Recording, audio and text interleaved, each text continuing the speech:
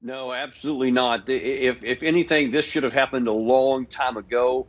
But it is something that is desperately needed, and the facts on the ground are really illustrating right now that the presence or the absence of U.S. forces aren't going to make any difference in the outcome. We need to withdraw because that's honestly the only thing that's going to give the Afghan people a chance to actually pull together and do what's necessary to defend their country or to come to some kind of political negotiated settlement with the Taliban, however that may look. But our presence there, we have now proven conclusively over 2 full decades that militarily this is an unattainable mission, and all we would do is perpetuate the suffering if we stayed. It sounds quite counterintuitive to some people, surely, to say that removing the US Army, you know, the most powerful army in the world, would help the people of Afghanistan defeat the Taliban. Surely the opposite's more likely to be true.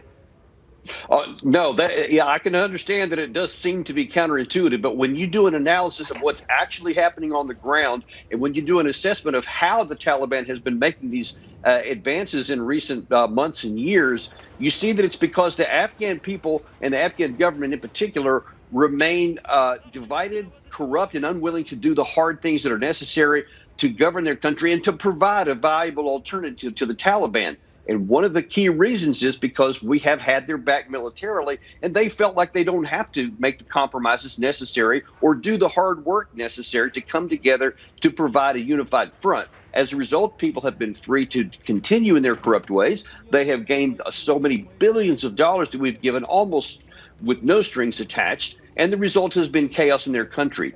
Absent that support, now that they know, look, let's be blunt, their life now depends on getting this right.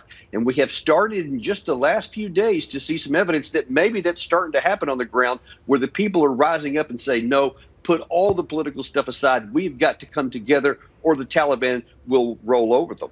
Well, given how long the US Army has been there, since 2001, given the civilian casualties in Afghanistan, the US Army casualties, is there not a moral obligation to see this through, to leave Afghanistan in a much better place than you arrived? Well, that presupposes that that's a possibility. That presupposes that we can do that if we stay. And as I just pointed out, we have proven conclusively that this is not a militarily attainable operation, a mission. This is nothing that the Army can do. What you're seeing right now, let's be blunt, this is the bitter fruit of the proof that, at least for the last 15 years, we have been abjectly unwilling to acknowledge reality. Instead of saying, hey, this can't be won militarily, let's end this mission, let's do it in a professional, coordinated way. Instead of doing that, we just keep trying over and over to find new ways to do something that has been patently clear from the ground that is not attainable. We in recent years have often seen the US play the role of quote-unquote policeman of the world. Do you think that's a role America should be playing less and less these days?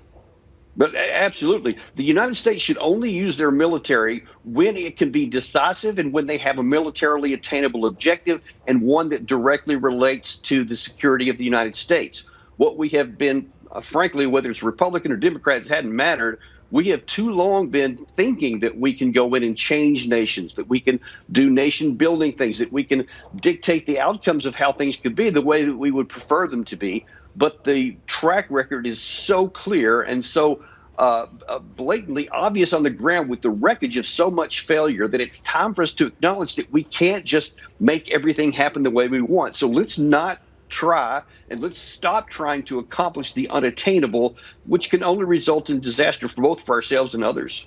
Lieutenant Colonel Daniel L. Davis, thank you so much for joining us this evening on The 7. Always my pleasure. Thanks for having me.